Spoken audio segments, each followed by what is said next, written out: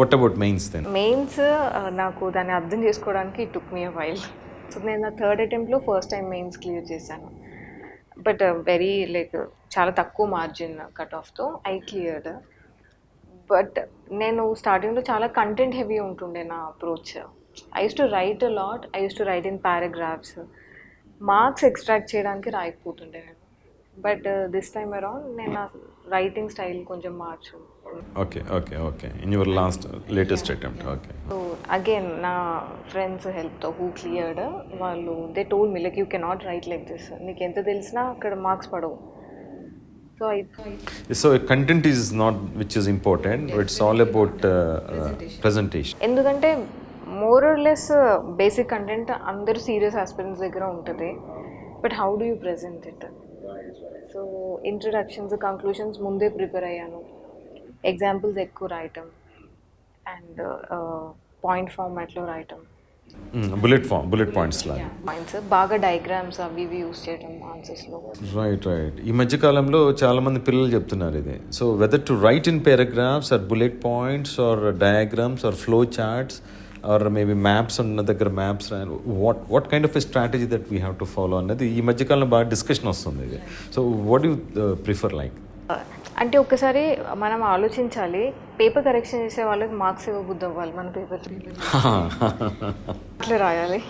మీకేమనిపిస్తుంది? మీరు ఒకరు పేపర్ చూస్తున్నారు అనుకోండి, ఎలా రాస్తే మీరు మార్క్స్ ఇస్తారు జెన్యూన్లీ అట్లా రాయండి.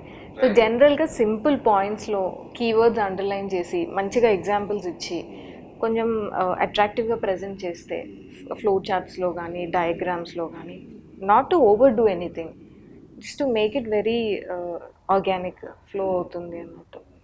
అండ్ ఇంట్రడక్షన్లో అంత ఆన్సర్ చదువుతారు. ఇంట్రడక్షన్లో ఏమైనా మంచి ఇట్లా నేను ఇంట్రడక్షన్లో ఐఆర్ క్వశ్చన్స్లో ministry of external affairs Jaishankar garu చాలా కోట్స్ ఇస్తుంటారు. ఆయన చాలా ఉంటాయి కోట్స్.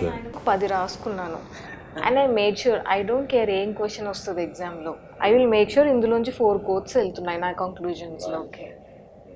సో మోస్ట్ నా మెయిన్స్ పేపర్స్ ఇంక్లూడింగ్ ఆంథ్రోపాలజీ నేను ఇదే చేశాను. ఎస్ఏ కూడా like I decided what to do before hand. నేను ఫిక్స్ అయ్యాను, ఇంక ఇవి వెళ్ళి రాయాల్సిందే, ఇవి వెళ్ళి అక్కడ ఉండాల్సిందే అని. సో ఐ మేడ్ షూర్, అంటే నాకు తెలిసిన దాన్ని how do I curate it to the demand of the question. Conclusions, introductions, I think ఈ small things matter a lot.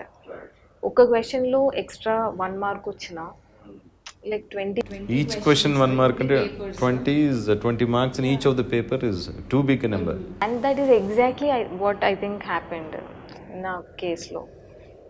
నేను జస్ట్ అలా ఊరికే అలా ఎస్టిమేట్ వేస్తున్నప్పుడు 813 వస్తాయి అనుకున్నాం రిటర్న్ స్కోర్, బట్ 873 వచ్చాయి. 873. So that's like huge leap. అంటే ఇట్ వర్క్డ్ సమ్వేర్. నేను ట్రై చేసింది వర్క్డ్. ఇంటర్వ్యూ ఎన్ని వచ్చాయమ్మా? 187. ఇంకా రావచ్చు, బట్ స్టిల్ నాట్ రిక్వైర్డ్ అనుకోండి, వేరే విషయం. 187 is a good score.